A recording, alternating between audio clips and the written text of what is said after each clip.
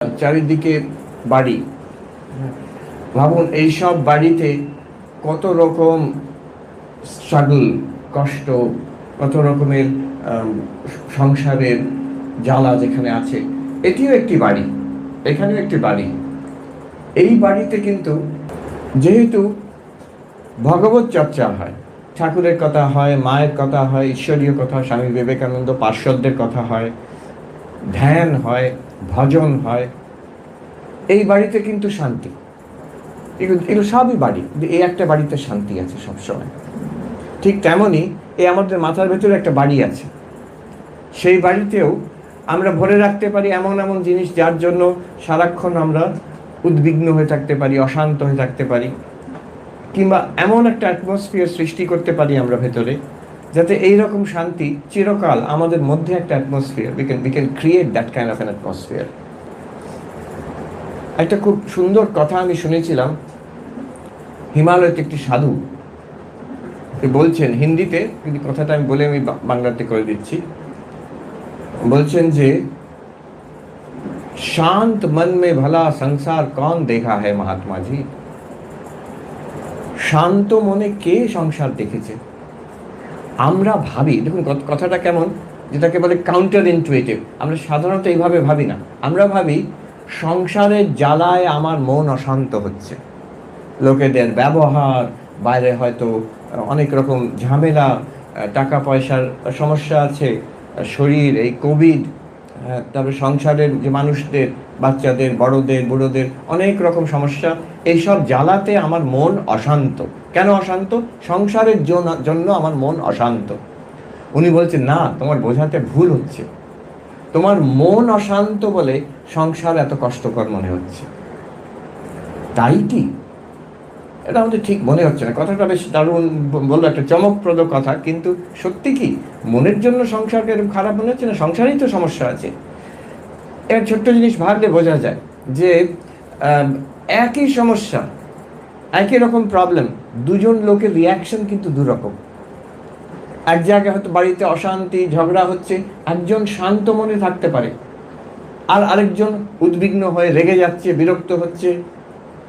তার মানে ওই একই সমস্যা যদি কেউ শান্তভাবে, তার রিয়াকশন বেশি হচ্ছে না, মাইন্ড ইজ কাম, আরেকজনকার রিয়াকশন বেশি হচ্ছে, তফাৎটা মনে।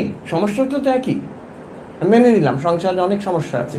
ডাক্তাররা এটা খুব ভালো বোঝেন, সব ডাক্তার আমি দেখি সঙ্গে সঙ্গে বলে ঠিক বলেছেন। ওরা একই রকম অসুখে দুজন পেশেন্ট এবং দুজন পেশেন্ট পার্টি, রিয়াকশন দুরকম দেখে ওরা। একজন ধীর স্থিরভাবে হয়তো মেনে নিল, একটা হয়তো গুরুতর অসুখ, ধীর স্থিরভাবে মেনে নিল। আরেকজন সেই রেগে যাচ্ছে, চটে যাচ্ছে, ভেঙে পড়ছে, কান্নাকাটি করছে। একজন ডাক্তার আমেরিকাতে, ভারতীয় ডাক্তার, ওখানে হয়তো সবচেয়ে ভালো ভালো ডাক্তাররা হয়তো ভারতীয় বলতে পারবো, অনেক ভারতীয় ডাক্তার আছে। ইন্ডিয়ান ডক্টর, একজন বাঙালি ভদ্রলোক, তিনি আমাকে একটা কথা বললেন, মহারাজ দেখুন, আমি বেদান্তের কথা বলতে গেছি ওই শহরে। মহারাজ দেখুন, আপনি কিছু মনে করবেন না, আমাদের এত বেদান্তের সম্পদ আছে, এই গীতা, উপনিষদ, কত শাস্ত্র, কত গভীর আত্মা ব্রহ্মের আলোচনা, কত কি আছে, সূক্ষ্ম ব্যাপার আছে।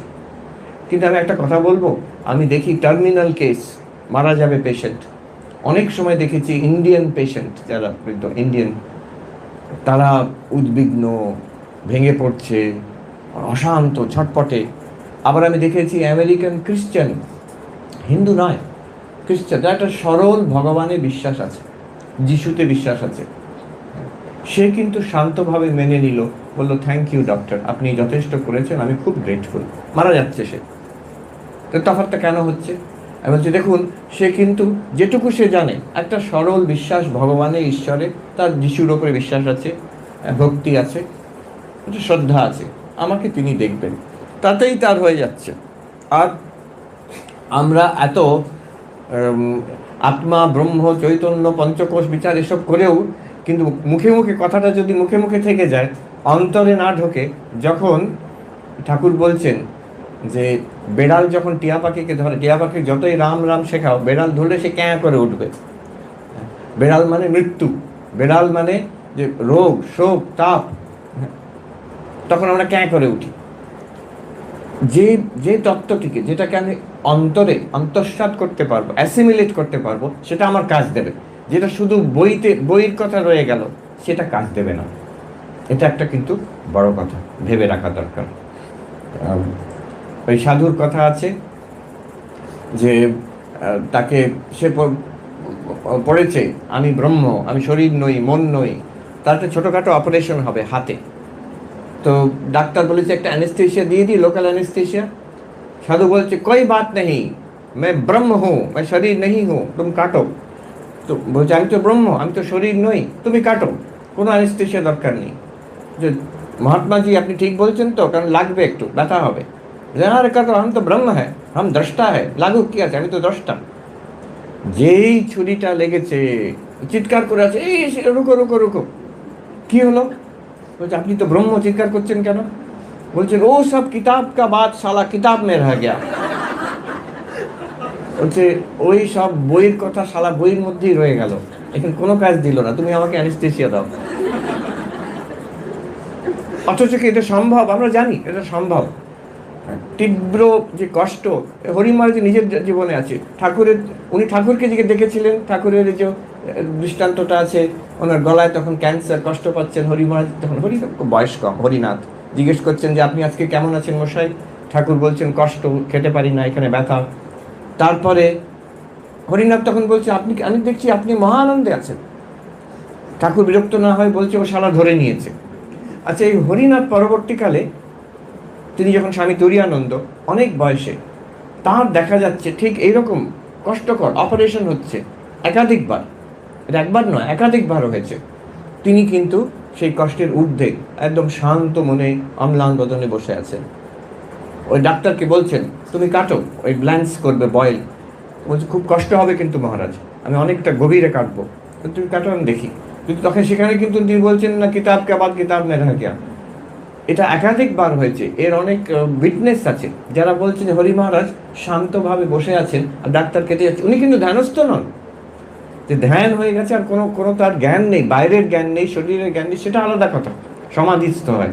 কিন্তু সব কষ্ট অনুভব করছেন, অথচ অনুভব করছেন না। এটা কি ক্ষমতা? গীতাতে বলছেন শ্রীকৃষ্ণ একটা এমন জিনিস পাওয়া যায়, ইয়াসমিন স্থিত দুঃখে না গুরুণা আপি না বিচাল্যতে, যেখানে স্থিত হয়, ওয়ের ইউ আর সেন্টার্ড, গুরুতর দুঃখ তোমাকে নড়াতে পারবে না। একটা এমন জিনিস পাওয়া যায়।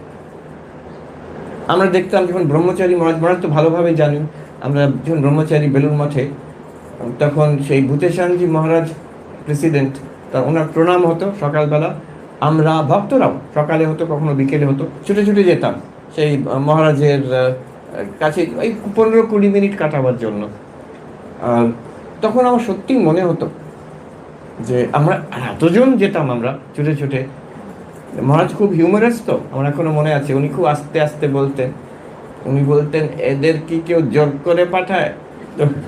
তো উনি বলছে না মহারাজ, এরা ভালোবাসে আপনাকে, তাই জন্য আসছে। বলছে হয়তো নিয়ম করা হয়েছে আমার কাছে এসে প্রণাম করতে হবে।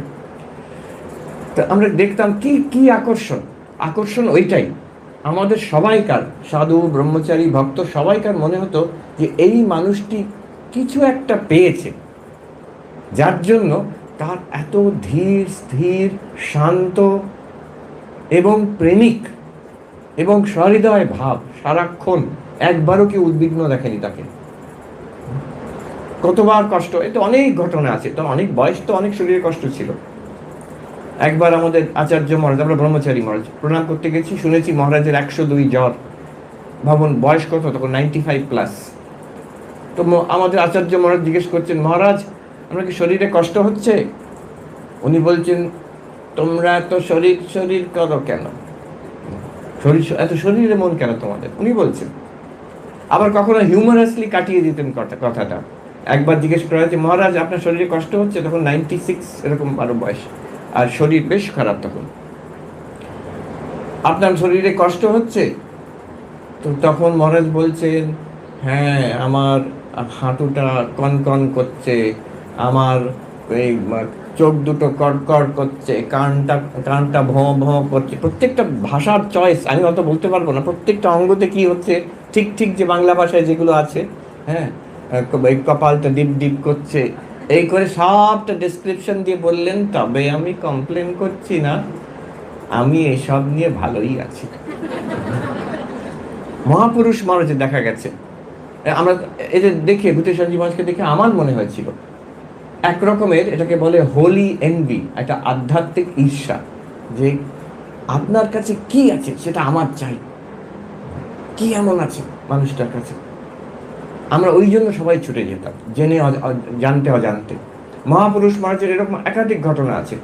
ওনার একবার কাশিতে খুব শরীর খারাপ, তখন সকালবেলা সাধুরা গিয়ে প্রণাম করতে গেছেন, স্বামী শিবানন্দজি মহাপুরুষ মহারাজ। মহারাজ কষ্ট হচ্ছে? বলছে না, কাল রাতে কষ্ট হচ্ছিল খুব, বাবা বিশ্বনাথ এসে দুটিকে আলাদা করে দিল। দুটি কি দুটি দেখবো আমরা, দুটিকে আলাদা করে দিল কি। আরেকবার বেলুড় মঠে একটু হাঁপানি ছিল, খুব কষ্টকর, অনেক, উনি আমার পার্শ্বদের মধ্যে সবচেয়ে দীর্ঘায়ু ছিলেন, 80 ইয়ার্স কত বেঁচেছে মনে হচ্ছে। তো সারা রাত ঘুমোতে পারেননি, সাধুরা খবর পেয়েছে। তো তারপরের দিন সকালে সবাই প্রণাম করতে গিয়ে বলছে, মহারাজ আপনার কষ্ট হয়েছে, সারা রাত ঘুমোতে পারেননি, আপনার তো কষ্ট হচ্ছে খুব। বলছে না না, আমি তো ভালো আছি, কিন্তু এই যে আমরা শুনলাম যে আপনি সারা রাত ঘুমোতে পারেননি, এরকম হাঁপানি। তখন উনি যেন অবাক হয়ে বলছে, ও তোমরা শরীরের কথা বলছো? ও একেবারেই ভালো নয়, মোটেই ভালো নয় শরীরটা। বলছে আমি ভালো আছি, শরীরটা মোটেই ভালো না। কি পেয়েছেন তারা? এই দুটিকে আলাদা করা কি? আমরা এই সব সমস্যার মধ্যে, এই জীবনের মধ্যে কি করে শান্তিতে থাকতে পারবো, এইটাই হচ্ছে আমার আলোচ্য বিষয় আজকে। প্রথম কথা, আবার এক জায়গায় হরি মহারাজ বলছেন, এই কাশিতেই খুব শরীর খারাপ, যে মহারাজ আপনার খুব কষ্ট হচ্ছে? বলছে না, বলছে না গো, ঠাকুর আমার ভেতরটা বরফ করে দিয়েছে। বরফের কথা এখন বললে ভালো লাগে, গরম। আমি যেখান থেকে এসেছি ওখানে কিন্তু ঠান্ডা। আমি যখন, এখন আস্তে আস্তে গরম হচ্ছে, আমি যখন এসেছিলাম এবার তখন ছিল -6 না 7 ছিল, তাও কিছু না। সে তার আগে জানুয়ারিতে হয়ে গেছিল, ফেব্রুয়ারিতে -19 একবার হয়ে গেছিল। তো বরফ, ভেতরটা বরফ করে দিয়েছেন। এই ভেতরটাকে আমরা কি করে বরফ করতে পারি এই সংসারের তাপের মধ্যে, এটাই হচ্ছে আজকে আলোচ্য বিষয়। ফার্স্ট, প্রাথমিক কিন্তু ফাউন্ডেশনাল, এথিক্যাল লাইফ। আমি যতক্ষণ আমি নিজের স্ট্যান্ডার্ড, মরাল স্ট্যান্ডার্ড, আমার এই স্ট্যান্ডার্ড, আমার সত্য কথা বলা, অন্যদের সঙ্গে ব্যবহার, নিজের পার্সোনাল ডিসিপ্লিন, এই ব্যাপারে আমার কিছু নিজের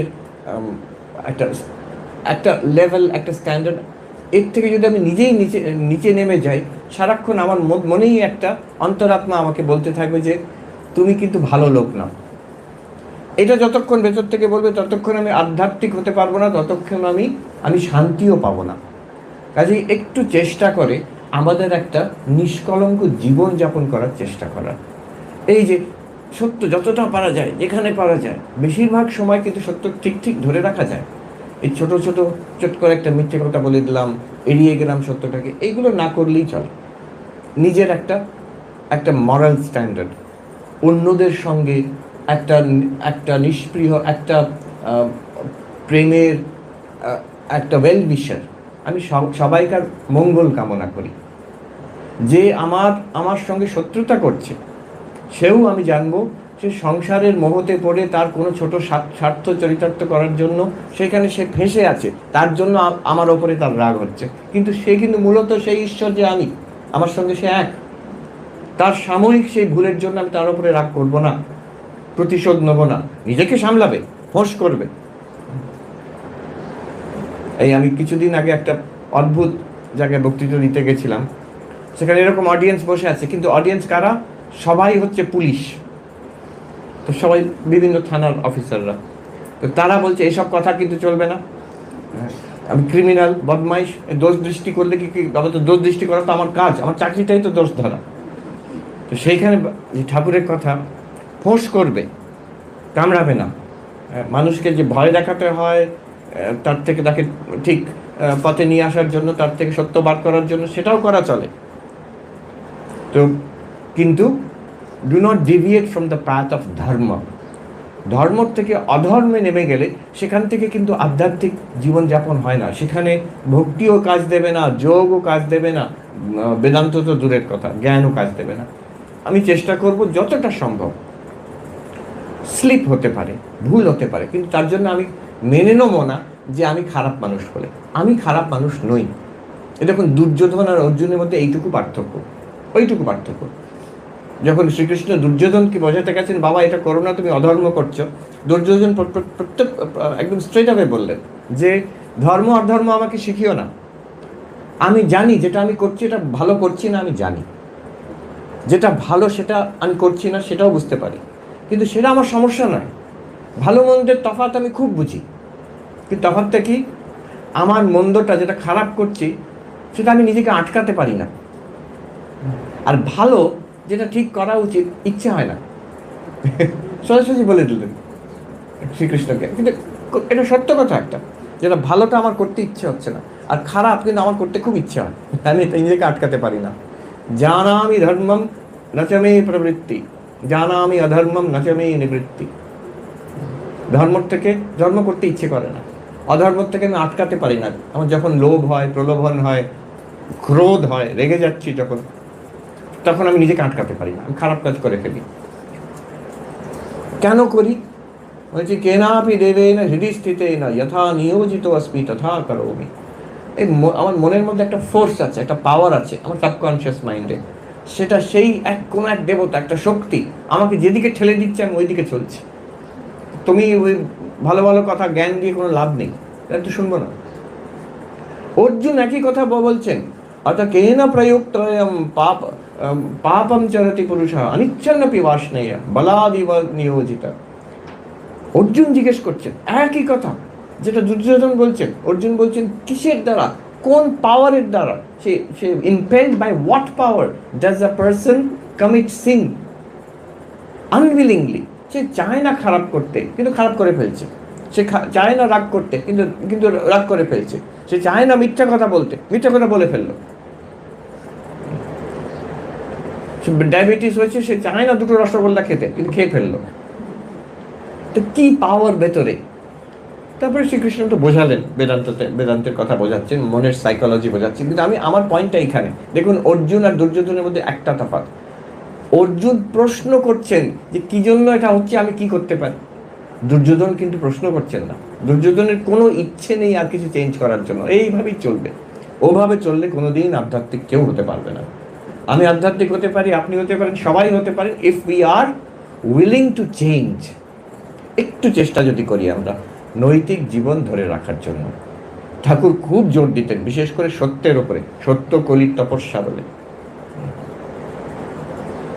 আমার মনে আছে এক জায়গায় আমি দিল্লিতে দেখলাম একজন বৃদ্ধা ভদ্রমহিলা, তিনি একটা প্রজেক্টের জন্য অনেক টাকা দিয়েছেন। এসে তখন পূজনীয় স্বামী গৌতমানন্দজি মহারাজ, ভাইস প্রেসিডেন্ট, তখন গেছিলেন। আমি সবে দিল্লিতে পৌঁছেছি এবার আমেরিকার থেকে।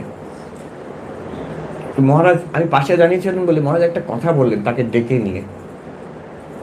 তিনি প্রণাম করে চলে গেছিলেন, মহারাজ আবার ডেকে আনলেন, একটা কথা বললেন, কেউ শুনতে পায়নি, আমি শুনেছি আর উনি শুনেছেন। মহারাজ কথা যেমন বললেন এত হৃদয়স্পর্শী। উনি বললেন যে দেখো, ঠাকুর সবাইকার টাকা গ্রহণ করেন না, তোমারটা গ্রহণ করেছেন তিনি, তুমি ধন্য, you are blessed.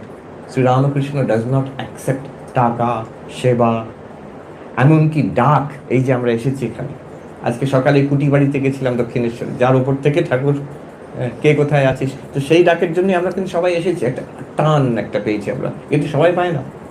You are blessed, যে যেখানে আছে। আমরা যদি ঠাকুরকে ভালো লেগেছে একবার, তাহলে আমরা এখানকার লোক, কিছু সেবা করছি, ঠাকুর অ্যাকসেপ্ট করছেন। তো এটা একটা মরাল স্ট্যান্ডার্ড দরকার, এটা রক্ষা করতে হয়, ইটস ভেরি ভ্যালুয়েবল। আচ্ছা, এটা মরাল। আমি অনৈতিক কাজ করব না, আমি সত্য কথা বলবো, নিজের জীবনে একটা ডিসিপ্লিন রাখবো। মানুষের আমি I will be a well wisher to people. আমি কাউকে এক্সপ্লয়েট করবো না, যতটা পারবো ভালো করব, না পারলে তাদের মঙ্গল কামনা করবো অন্তত। এবার আরেকটু এগিয়ে গিয়ে নিষ্কাম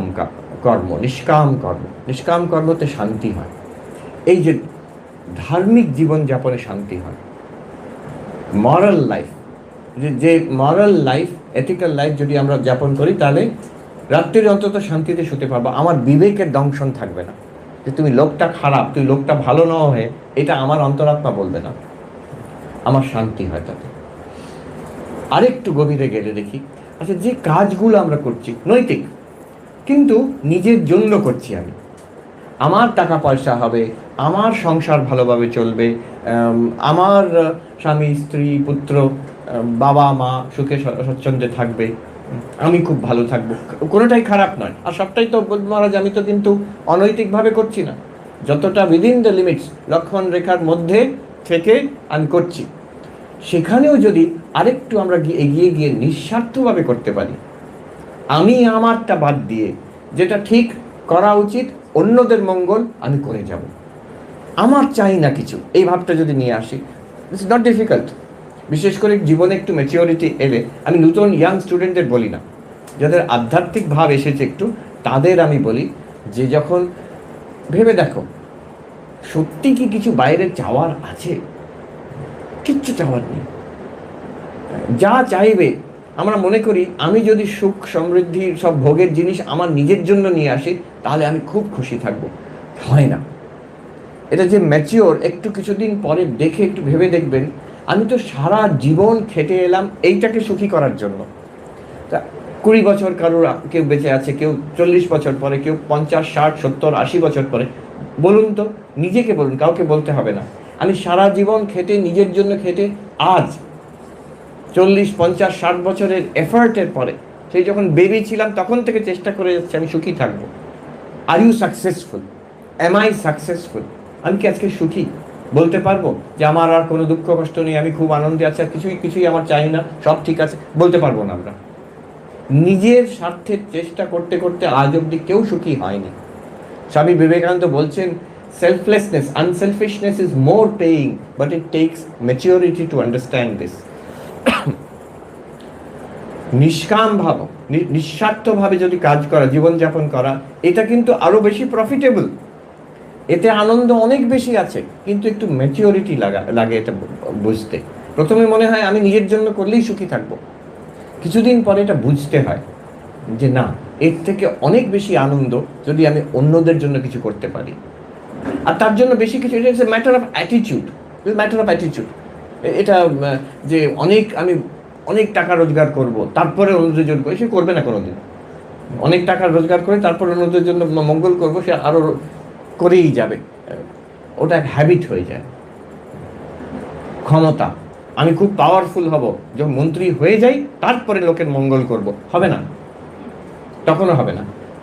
এটা একটা অ্যাটিটিউড, যে প্রথম থেকে করে যাচ্ছে, কম বয়স থেকে করে যাচ্ছে, অল্প পয়সা দিয়েও করে যাচ্ছে, অল্প ক্ষমতা দিয়েও করে যাচ্ছে, সে যখন বৃদ্ধ হবে, প্রবীণ হবে, সে যখন খুব ক্ষমতাশালী হবে, সে যখন খুব ধনাঢ্য হবে, তখনও করে যাবে সে। আমাকে একজন বলেছিলেন, আমি নাম করছি না তাকে, তিনি আমেরিকার একটা খুব বড় ফ্যাশনের দোকানে কাজ করেন।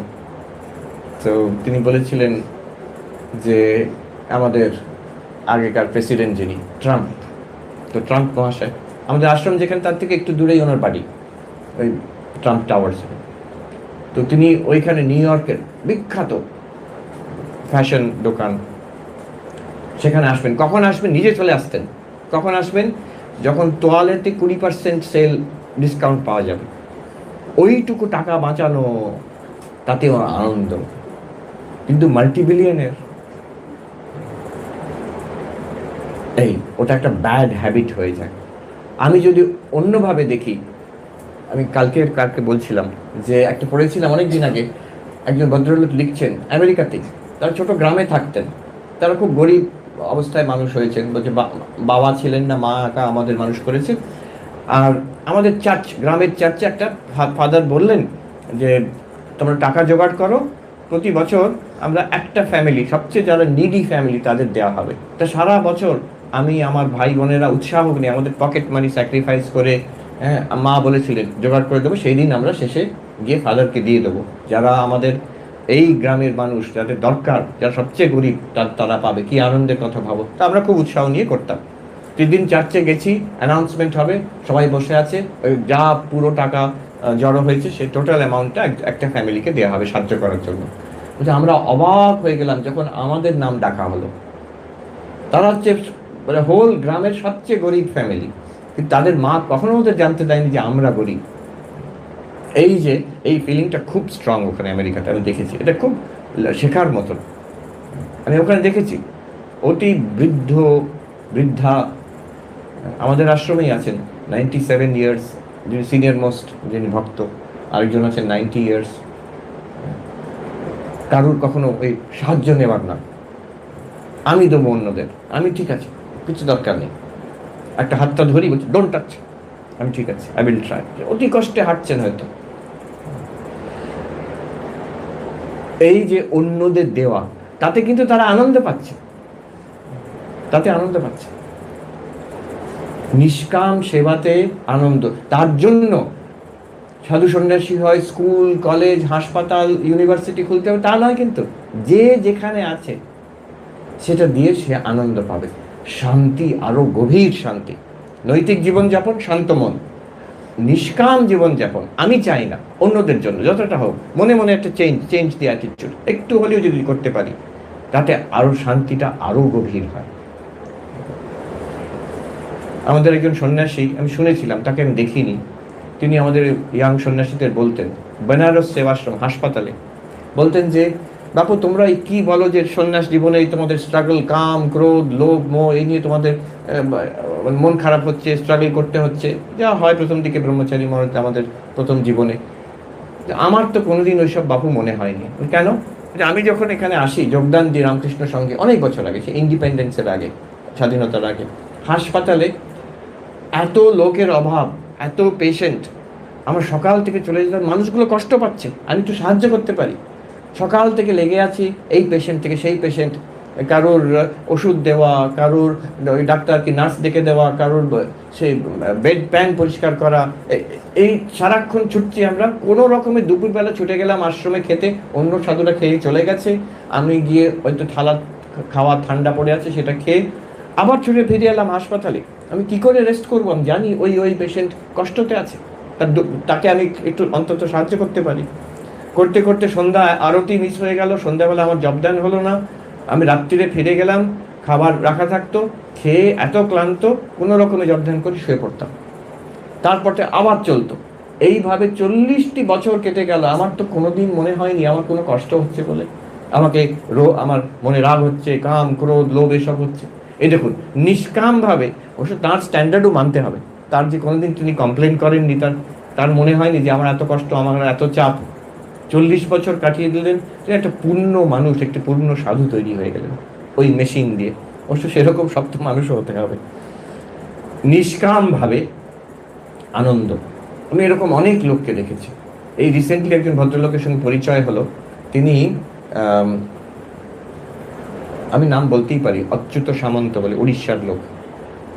তো আমাকে দেখাতে নিয়ে গেল যে আমি তো ভুবনেশ্বরে ছোটবেলায় ছিলাম, দেখেছি একটা রাস্তা, সেখানে নন্দনকাননের রাস্তা ছিল ছোটবেলায়, আমি দেখেছি জঙ্গল দুদিকে কিচ্ছু নেই, এখন সেখানে একটা bustling township, university township, 60,000 plus students, 60,000-এর ওপর ছাত্রী ওখানে পড়াশোনা করে। এই সব একটি মানুষের জন্য, এই অচ্যুত সামন্ত। আমাকে তার গল্প একজন বললো যে উনি একজন কলেজের জুনিয়র লেকচারার ছিলেন কেমিস্ট্রি। একদিন হঠাৎ কি হলো, তিনি সব ছেড়ে দিয়ে, চাকরি টাকরি ছেড়ে দিয়ে 12টি গরিব ছাত্রকে নিয়ে, 2টি টিচারকে নিয়ে একটা ঘর ভাড়া করে আরম্ভ করলেন। সেখান থেকে আজকে 60,000 প্লাস স্টুডেন্টস। ওই কিট ইউনিভার্সিটি, অনেক বেঙ্গল থেকে অনেক যায়, engineering college, medical college, law college, তারপরে ম্যানেজমেন্ট কলেজ, আরও কত কি সব দেখাচ্ছিলেন আমাকে, আরও বেড়েই চলেছে। একটা দিক হচ্ছে ওরা বেশ ভালোই চার্জ করে, টাকা তোলে।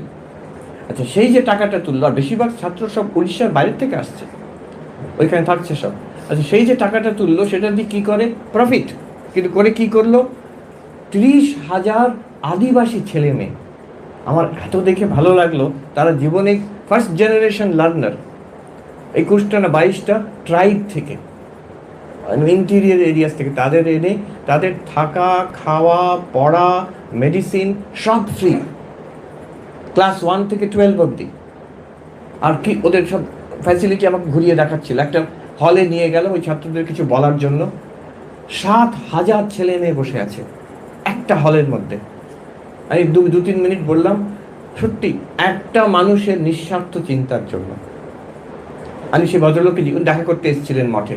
আমি ভদ্রলোককে জিজ্ঞেস করলাম, সবাই বলে আপনি এত ত্যাগ করেছেন সারাদিন এখনো কিন্তু উনি কোনোটার উপরে কন্ট্রোল রাখেনি, কোনো টাকা নিজের নেন না, আর নিজের ফ্যামিলি মেম্বারকে কিচ্ছু দেননি, সব অন্য বাইরের লোকে যে বসানো আছে। ওখানকার লোকেরাই কত প্রাইড নিয়ে আমাকে বলছিল, ওনাকে শুধু ফাউন্ডার বলি আমরা। উনি একটা অফিসও রাখেননি ওখানে। উনি অফিসে কাজ করেন কোথায়? লনে বসে, ঘাসের উপর বসে কাজ করেন। যার সঙ্গে যে দেখা করতে আসবে এখানে দেখা করবে। আর একদম একনিষ্ঠ জগন্নাথ ভক্ত, ওই একটা উনি ধরে রেখেছেন। তখন আমি জিজ্ঞেস করলাম, আচ্ছা মানুষ এত বলে আপনার ত্যাগের কথা, আপনি বলুন আমার যেটা ধারণা, আপনি কি মনে করছেন আপনি ত্যাগ করেছেন? উনি বলছেন, একেবারেই নয় মহারাজ, আমি তো খুব আনন্দে আছি। আমি এত পেয়েছি, এত আনন্দ, এত তৃপ্তি, এত স্যাটিসফ্যাকশন আমার বিন্দু মাত্র কোনো ত্যাগ বলে মনে হয় না, কিছুই ত্যাগ করিনি আমি।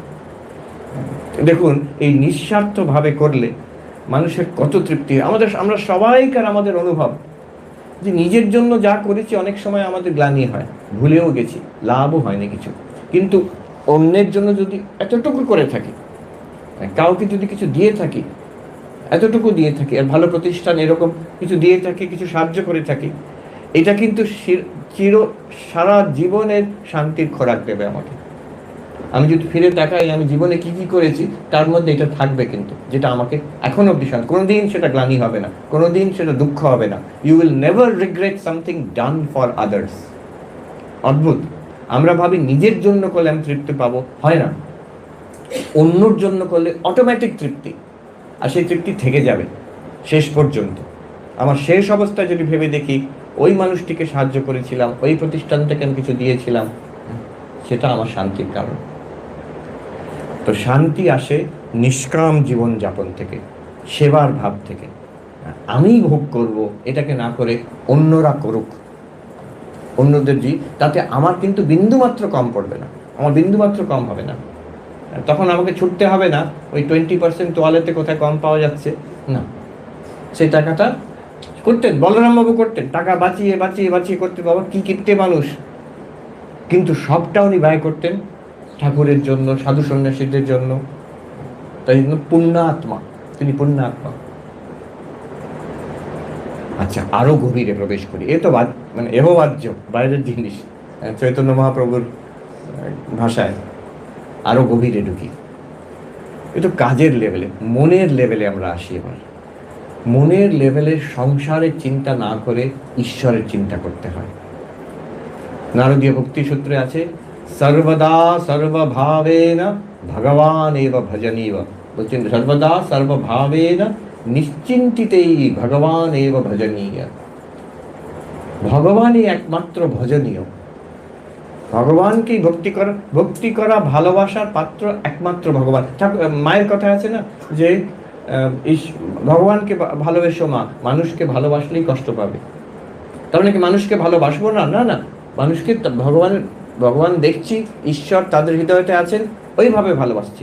সবাই আমার গোপাল, সবাই আমার গোপাল, সবাই আমার ঠাকুর, এইভাবে ভালোবাসতে হয় মানুষকে। বলতে নেই, তারা ভাববে পাগল। মনে মনে ওই ভাবটা রাখতে হয়। যে আমরা দেখি, আমি জয়েনিং তার আগের থেকেও দেখছি যে মহারাজরা এত বড় বড় কাজ করেন, অথচ এত শান্ত, এত আনঅ্যাটাচড, নিষ্প্রিয় কি করে থাকতে পারেন? এই দুটো কারণের জন্য। একদিকে হচ্ছে যে নিজের স্বার্থ নেই, তাই জন্য কোনো টেনশন নেই, বড় বড় কাজে কোনো টেনশন নেই। আবার আরেক দিকে হচ্ছে ঈশ্বরের প্রেম আছে, তো সবাইকার মধ্যে যাদের দেখছেন তাদের মধ্যে প্রেম, তাদের মধ্যে উনি ঈশ্বর দেখে তাকে ভালোবাসছেন। অনেকে ভাবে মহারাজ আমাকে কি ভালোবাসেন, ভুল ভাবছেন। মহারাজ আপনার মধ্যে ভগবান আছেন, ভগবানকে ভালোবাসেন, আপনাকেই ভালোবাসেন। আসলে মহারাজ আমাদের ভালোবাসেন, আমরা নিজের বিষয়ে ঠিক ধারণা করতে পারিনি আমরা। মহারাজ আমাদের বিষয়ে ঠিক ধারণা করতে পেরেছেন। মহারাজ জানেন যে আমাদের অন্তর্নিহিত, এটা আমার ডিপেস্ট লেভেল, ঈশ্বর বই কিছু নেই, আমরা বুঝতে পারি না, তিনি বুঝতে পারেন। তিনি সেই সেই সেই স্তরে আমাদের ভালোবাসেন। তার জন্য আমাদের কিন্তু আরও হৃদয়স্পর্শী হয়। এই ভালোবাসাটা একটা অদ্ভুত ভালোবাসা, যেটা কোনো সংসারের ভালোবাসার মধ্যে পড়ে না, আরও গভীর। তিনি ঠিক দেখছেন। সিনিয়র সাধুরা যারা অধ্যাত্ম জীবনে অনেক এগিয়ে গেছেন, তারা আমাদের মধ্যে ঈশ্বর দেখেন, তাই জন্য সবাইকে ভালোবাসেন। আমার মনে আছে তারা কিন্তু নির্বিশেষে, ভালো মন্দ নির্বিশেষে ভালোবাসেন। আমার এখনো মনে আছে, আমি যে আশ্রমে আমি জয়েন করেছিলাম, যোগদান করেছিলাম, একজন ব্রহ্মচারী মহারাজ খুব উৎপেতে, আমরা সবাই তার বিরুদ্ধে হয়ে গেছে, মানে অনেক ঝামেলা করতো। একমাত্র আমাদের বিরক্তি লাগতো যিনি বড় মহারাজ, তিনি তাকে ভালোবাসেন, সবসময় তার দিকটা নিতেন। অথচ সে ছেলেরা দুষ্টু ছিল, কিন্তু সবসময় তার দিকটা নিতেন। একদিন আমরা জিজ্ঞেস করলাম, মহারাজ এটা কি ঠিক হচ্ছে? ও এত রকম একটা উৎপাত করছে আর আপনি সবসময় ওকে প্রশ্রয় দিয়ে যাচ্ছেন। উনি বললেন, উনি সব জানেন। উনি বলছেন যে তোরা তো সব ওর ওর ওর বিরুদ্ধে, আমিও যদি ওর বিরুদ্ধে হয়ে যাই, ওর কে থাকবে? ওর পক্ষে কে থাকবে? Who will be on his side? একবার এরকম একজন সাধু কিছু গোলমাল করেছেন, আমাদের কর্তৃপক্ষ বেলুড় মঠে ঠিক করেছে ওকে তাড়িয়ে দেওয়া হবে। এটা আমি ঠিক জানি না শঙ্করানন্দ মহারাজের ঘটনা না রাজা মহারাজের ঘটনা, কে বলতে পারবেন? হয় শঙ্করানন্দজি না রাজা মহারাজের। তো শঙ্করানন্দজি মহারাজকে বলা হলো যে, কিংবা রাজা মহারাজকে বলা হলো, মহারাজ কালকে ওই সাধুটি চলে যাবে। তো রাজা মহারাজ বলছেন, তোমরা একটা কাজ করো, তোমরা ওই গঙ্গার ওপারে, মঠ দিকে গঙ্গার এপারে একটা ছোট কুটিয়া করে দাও। কি কেন কেন মহারাজ, কি হবে? তাতে ও থাকবে আর আমি থাকবো। আপনি থাকবেন? বলছে হ্যাঁ, তোমাদের তো এই বড় মঠ আছে, মঠ বাড়ি আছে, সব তোমরা সুখে থাকো, ওর তো কেউ নেই, আমি ওর সঙ্গে থাকবো। তো তখন সবাই চমকে গেল, না না না মহারাজ ঠিক আছে, ও থাকুক। এই যে ঈশ্বর দেখছেন, তিনি কিন্তু ভালো মন্দ দেখছেন না, তিনি দেখছেন আমার প্রভু, আমার প্রিয়, আমার ঠাকুর ওর মধ্যে আছে, এইভাবে। তারপরে তাকে যেমনভাবে শিক্ষা দেওয়া, যেখানে বকতে হবে ভালোবাসা করে। স্বামীজি বলছেন যে এক জায়গায় একটি মঠে কাজ করতো ছেলে, তার বিষয়ে বলছেন যে I can give up my life if necessary for him, and if it necessary for his good I can hang him from that tree. তার ভালোর জন্য আমি জীবন পার করতে পারি, আর তার যদি মঙ্গল হয় মনে করে, না ওকে ওই গাছ থেকে ফাঁসি দিয়ে দিতে রাজি আছেন। কারণ যদি কঠোর হতে পারেন না তা না, খুব কঠোর হতে পারতেন, কিন্তু সবসময় মঙ্গল কামনা। তার ভেতরে অন্তর্নিহিত দেবত্ব দেখছে, সেই দেবত্ব জাগিয়ে ওঠা উদ্দেশ্য, শুধু সেন্টিমেন্টাল ভালোবাসা উদ্দেশ্য না। তো ঈশ্বরকে ভালোবাসা সবাইকার মধ্যে, নিশ্চিন্তিতে বলছেন, চিন্তা ছেড়ে দিয়ে, সব রকম চিন্তা ছেড়ে দিয়ে ভগবানকে ধরে রাখো। আমি ঈশ্বরকে ভালোবাসতে পারছি না, এইটাই আমার চিন্তা। আমি ঈশ্বরকে ডাকতে পারছি না, এটাই আমার চিন্তা। টাকা পয়সা চিন্তা নেই, বাড়ি ঘরের চিন্তা নেই, মানুষ কিভাবে আসতে যাচ্ছে, ও সব হয়ে যাবে কম বেশি। ওগুলোকে ধরলে সংসার ধরা হলো, ঈশ্বরকে ধরলে সংসার থেকে মুক্তি হয়ে যাবে। নিশ্চিন্তিতেই, কোনো চিন্তা ছাড়া। এই ঘটনা আমি বলেছিলাম আগেও, আমাদের মুমুক্ষানজির মাঝে ঘটনা। আমাকে আমাদের সিনিয়র একজন মহারাজ আমাকে বলেছিলেন যে, আমি আবার বলছি, হয়তো অনেকেই শুনেছেন, আমার এত ভালো লাগলো কথাটা, যে মহারাজ মুমুক্ষানজি মহারাজ তখন খুব শরীর খারাপ, ওনাকে হুইল চেয়ার করে মঠে নিয়ে যাওয়া হচ্ছে। এই মহারাজ আমার বন্ধুস্থানীয়, তিনি গিয়ে জিজ্ঞেস করলেন, মহারাজ আমি শুনেছি আপনার খুব কষ্ট হচ্ছে। তো মহারাজ বলছেন, কে বলেছে তুই আমার কষ্ট হচ্ছে? ভগবান ভক্তকে কখনো কষ্ট দেন না। যে ভাবে যে ভগবান আমাকে কষ্ট দিচ্ছে, সে ভগবত প্রেমী নয়, ভগবত দ্বেষী। হ্যাঁ, শরীরের কষ্ট আছে, কিন্তু তাতে আমার কিছু যায় আসে না। আমার শুধু এইটুকু কষ্ট যে আমি শরীরের কষ্টের জন্য ঠাকুরকে ডাকতে পারছি না সেইভাবে, যেমনভাবে আমি ডাকতে পারতাম। এই দেখুন, আমি সঙ্গে সঙ্গে মনে হলো বেদান্ততে পঞ্চদশী নামক যে গ্রন্থ, বেদান্তের একদম সেই গ্রন্থতে একটি চ্যাপ্টার আছে, সেটার পুরো চ্যাপ্টারটাই হচ্ছে জীব সৃষ্টি আর ঈশ্বর সৃষ্টি। সেখানে বলা হচ্ছে ঈশ্বর সৃষ্টি মানুষকে কষ্ট দেয় না, জীব সৃষ্টি মানুষকে কষ্ট দেয়। ঈশ্বর সৃষ্টি কি? এই জগৎ, এই শরীর, এটাও কিন্তু আমাদের কষ্ট দেয় না। কি করে? এই শরীরেই তো রোগ হয়, এই সংসারেই তো সব রকম ঝামেলা, তাহলে ঈশ্বর কি করে কষ্ট দিচ্ছেন না? না, কষ্ট কখন হয়, কার হয়? দেখুন, একই শরীরে থেকে একই ক্যান্সার ভোগ করে ঠাকুর কিন্তু মহানন্দে বেরিয়ে গেলেন। তাহলে যে ঈশ্বর সৃষ্ট যে জগৎ, ঈশ্বর সৃষ্টি জগৎ, ঈশ্বর সৃষ্টি যে এই আমাদের এনভায়রনমেন্ট, এই শরীর, অন্য মানুষ, এরা কষ্ট দেয় না। কষ্ট দিচ্ছে যে আমাদের অজ্ঞান, বেদান্ত দৃষ্টিতে বলছি। আমরা ভাবছি আমি শরীর, আমি এই শরীরে বেঁচে থাকবো, হ্যাঁ, আমি সুস্থ থাকলে আমি ভালো, শরীর অসুস্থ হয়ে গেলে আমি অসুস্থ হয়ে গেছি। এটা কিন্তু আমাদের অজ্ঞান। এই অজ্ঞান কেটে যারা বেরিয়ে গেছেন, ঠাকুর, হরি মহারাজ, আবার মুমুক্ষানন্দজি একই কথা বলছেন ভক্তির দিক থেকে। তারা কিন্তু কোনোদিন বলছেন না যে এই শরীরে আছে, শরীরে রোগ আছে, ব্যথা আছে, কিন্তু বলছেন এটা আমার কোনো কষ্ট না। ঈশ্বর সৃষ্টি মানুষকে কষ্ট দেয় না। জীব সৃষ্টি মানে যেগুলো আমরা মেনে নিয়েছি অজ্ঞানবশত, সেইগুলো আমাদের কষ্ট দেয়। আমার আরো চাহিদা, আমার কেন এরকম হলো, তার থেকে কষ্ট হয়। এই যে আমি নিশ্চিন্তিতেই ভগবান এব ভজনীয়, কে কে কে ভজনীয় হচ্ছে ভগবান প্লাস টাকা প্লাস আমার নাম যশ প্লাস আমার ফেসবুক, এগুলো হচ্ছে ভজনীয় না। ভগবান এব, একমাত্র ভগবানই ভজনীয়, ভগবানকেই ভক্তি করা উচিত, ভক্তি করার যোগ্য। সর্বদা সর্বভাবে না, সবসময়, শুধু জপ ধ্যান করার সময় নয়, শুধু পুজো করার সময় নয়, সবসময় জীবনটা এইভাবেই কাটবে। আর সর্বভাবে না,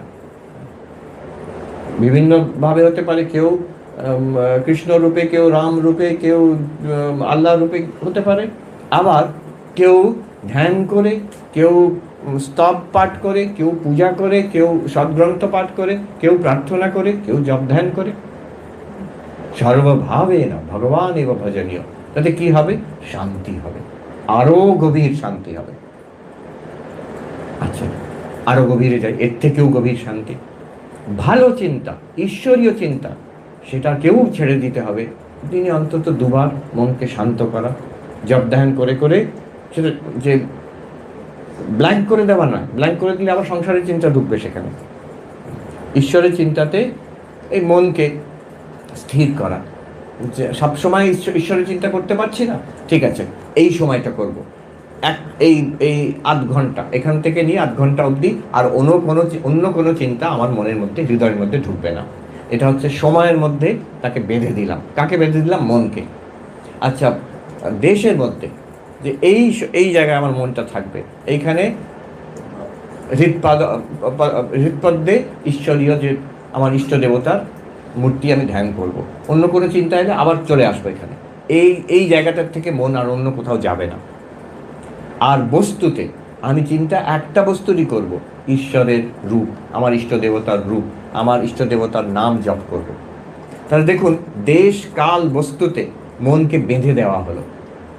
অনেক চিন্তা নয়, ওই একটি চিন্তা, অনেক জায়গা নয়, এই এক জায়গায়। এইভাবে যদি বেঁধে দেওয়া হয়, মন আস্তে আস্তে শান্ত হয়ে যাবে। ভালো চিন্তাও একসময় ছাড়তে হবে, ভালো গ্রন্থ পাঠ করাও একসময় ছাড়তে হবে। দিনে অন্তত দুবার অ্যাবসলিউট কোয়াইটনেস, সেইখান থেকে হবে যোগ চিত্তবৃত্তি নিরোধা। যোগ হচ্ছে চিত্তবৃত্তি নিরোধ, সমাধি। ভালো ভালো বৃত্তিরও নিরোধ, স্থির হয়ে যাবে, শান্ত হয়ে যাবে। তাতে কি হবে? তদা দ্রষ্টু স্বরূপে অবস্থান। বলছেন যে চিত্তবৃত্তি নিরোধ হলে আমি আত্মা, চৈতন্য, শান্তির স্বরূপ, এটা প্রকাশিত হবে, মনের থেকে আলাদা আমি। স্বামী বিবেকানন্দ বলছেন যে ভাবো একটা লেক, একটা জলাশয়, তার যদি ঢেউগুলো শান্ত হয়ে যায় আর জলটা পরিষ্কার থাকে, নির্মল থাকে, তখন আমরা পরিষ্কার দেখতে পাই through that water to the bed, to the bottom of the lake. পরিষ্কার আমরা দেখতে পাই। মনকে ওইভাবে ভাবো, ভালো ভালো ঢেউ যেগুলো ঈশ্বরীয় কথা, সেটাও শান্ত হয়ে গেল এক সময়। মন পরিষ্কার, কোনো কামনা বাসনা নেই, জেগে আছে, ঘুমিয়ে পড়িনি। হ্যাঁ, তখন একটা অদ্ভুত অনুভূতি হয় যে আমি এই মনের দ্রষ্টা। আমি কিন্তু মনও নয়, শরীর তো নই, মনও নয়, আমি চেতন, চৈতন্য, এই মনের দ্রষ্টা। তদা দ্রষ্টু স্বরূপে অবস্থান, নিজের আসল রূপে দ্রষ্টা, সাক্ষী, আত্মা, যেটা পতঞ্জল যোগের পুরুষা, আমি নিজেকে বুঝতে পারবো, তখন সেই গভীর শান্তি তার কোনো তুলনা হয় না। সবচেয়ে গভীর শান্তি, গভীর এবং গম্ভীর শান্তি সেটা।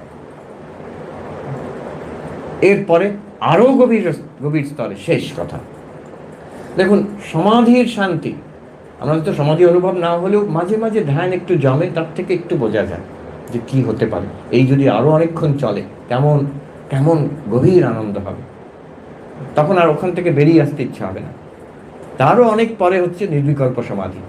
তো যেমন স্বামী বিবেকানন্দ, নরেন্দ্রনাথ নির্বিকল্প সমাধি হওয়ার পর ঠাকুর বলছেন, এবার তুই কি চাস? আমি এইভাবে থাকবো, মাঝে মাঝে একটু নেমে আসলে টিফিন টিফিন করে নেবো, তারপরে আবার ওখানে গিয়ে থাকবো। ঠাকুর কোন ধমক দিয়েছিলেন, তুই এত স্বার্থপর, আমি ভেবেছিলাম তুই একটা বিশাল বট গাছের মতন হবি, সেই সারা বিশ্বের মানুষ তোর তোর ছায়ার তলে আশ্রয় পাবে, হ্যাঁ, তার সংসারে তপ্ত মানুষ এসে আশ্রয় পাবে।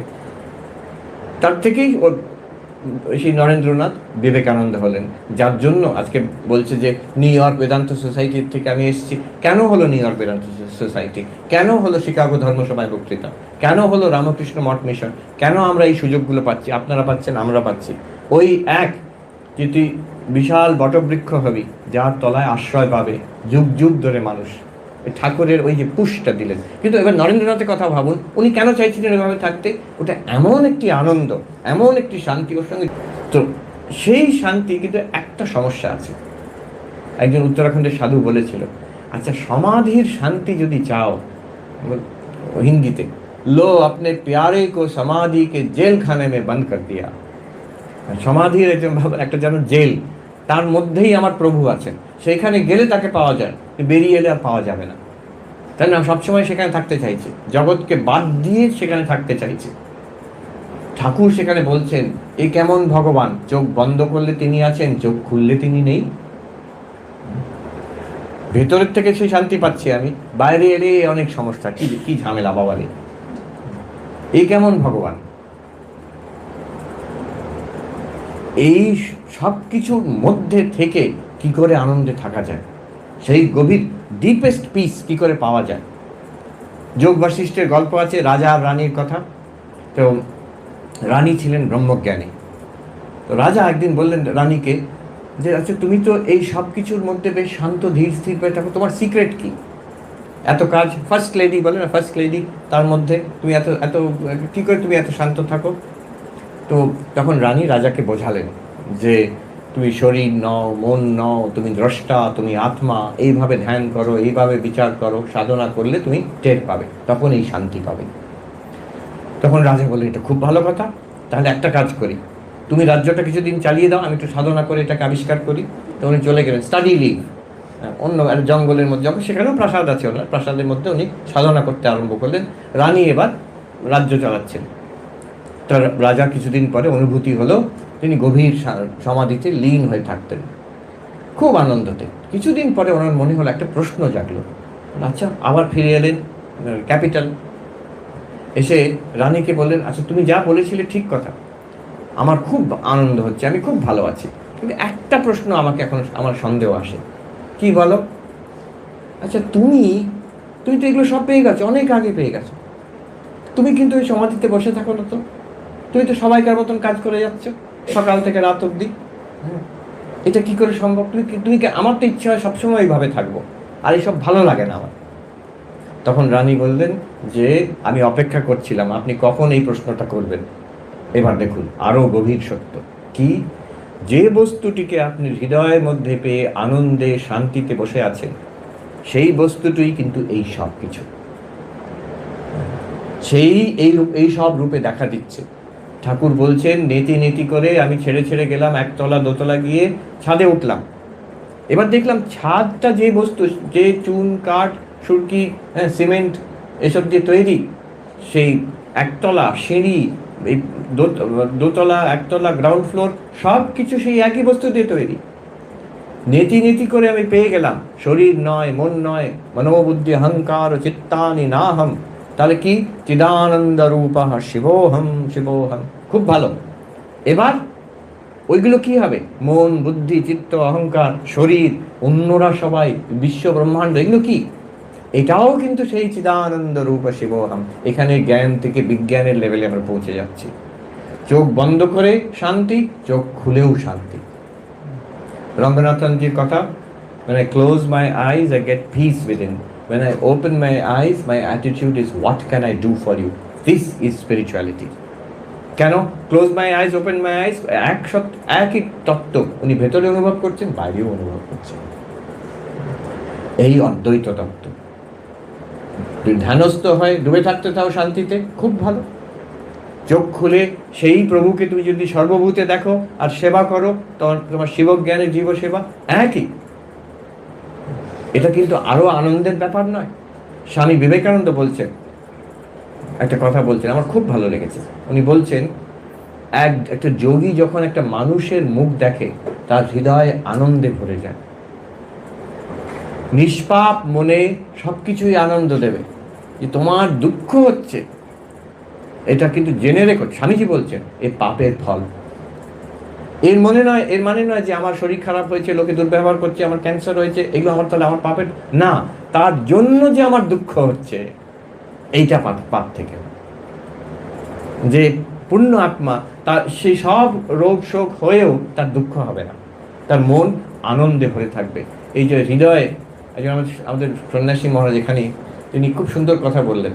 তিনি বললেন যে এই যে মা বলছেন, দুঃখ কি জানি নে বাপু, তিনি মানে ঠাকুর হৃদয়ে আনন্দের ঘট বসিয়ে দিয়ে গেছে। এই হৃদয়ে আনন্দের ঘট বসানোর সাধনা আমাদের করতে হবে, আমরা করছি। কি করে হবে সেই সাধুটি বললেন যে চোখ বন্ধ করে আমরা ভেতরে অমৃত পান করব। এবার চোখ খুলে এই সংসার থেকে যে বিষ আসছে সেটাও আমাদের গিলে নিতে হবে। তাহলেই আমরা শিব, নীলকণ্ঠ শিব বিষ গিলে নিয়েছিলেন, তাহলে আমরা শিব হতে পারবো। অমৃত পান ভেতরে না করলে, আনন্দের ঘট ভেতরে না থাকলে বাইরের সঙ্গে কিন্তু আপনি শান্তি পাবেন না। কেউ যদি বলে ও সবটাই ঈশ্বর, তাহলে আর ধ্যান করার কি দরকার, তাহলে আর এই বেদান্ত করার কি দরকার, এই তো ঠিক আছে, এই নিয়েই থাকবো আমি, তাহলে কিন্তু সংসারই থাকলো। আগে ওই ছাদে উঠতে হবে, তারপরে ওটাকে দেখে তখন চিনবে এই সব ঈশ্বর। ছাদে না ওঠা অবধি তখন তো মানুষ, তখন তো টেবিল চেয়ার। এই যে বিজ্ঞানের অবস্থা, সর্বভূতে ঈশ্বর দর্শন, সব কিছুতে ঈশ্বর, যে জিনিসটা আমি ভেতরে পেয়েছি সেটাও বাইরে আছে। মানুষের মুখ দেখলেই আনন্দ হবে। যে ঠাকুর বলছেন ঝাড় প্রদীপের মতন দেখলাম। ঝাড় প্রদীপ স্যান্ডেলিয়ার বলে না, যে অনেকগুলো ছোট ছোট আলো ঝলমল করছে। ভাবুন চৈতন্য, এক চৈতন্য এতগুলো মুখের মধ্যে দিয়ে আসছে, ঝলমল করছে। তখন মানুষের সঙ্গে when you deal with people it will not be exhausting, যে ক্লান্ত হয়ে গেলাম এতগুলো মানুষ, না, আরো আনন্দ পাচ্ছি। আমার প্রভু সেই সূর্যের মতন চৈতন্য চারিদিকে ঝলমল করছেন, এতগুলো চোখের মধ্যে, এতগুলো মুখের মধ্যে। কারুর মুখে আপনি দেখবেন শান্তি, তার মুখে কিন্তু সেই আনন্দটা আরো চট করে ধরতে পারবেন। কারুর মুখে দেখবেন কষ্ট, হতাশা কিংবা বিরক্তি, একটু চেষ্টা করলে তার পেছনে যে আনন্দটা আছে, যে চৈতন্য, সেটা বুঝতে পারবেন। এই আনন্দের সাধনা আমাদের পরম পূজনীয় প্রেসিডেন্ট মহারাজ, আমরা যখন ব্রহ্মচারী, আমাদের বলতেন the end is bliss, the means also must be blissful. আমরা চাইছি শেষ পর্যন্ত আনন্দ পাবো, কিন্তু যে পথ দিয়ে হাঁটছি, যে সাধনা করছি, সেটাও যাতে আনন্দময় হয়। প্রতিদিন আমাদের ধ্যানের থেকে, সেবার থেকে, শাস্ত্র অধ্যয়নের থেকে, ভক্তি পূজার থেকে যাতে আমরা আনন্দ পাই, নট মেকানিক্যাল, জোর করে করছি তা নয়। জপ ধ্যান করে যাও, কতদিন করব, তার মানে এটা যেন ওষুধ গেলার মতো। কতদিন করতে হবে, কতদিন কেন, যতদিন পর ভালো তো, থামার দরকার নেই।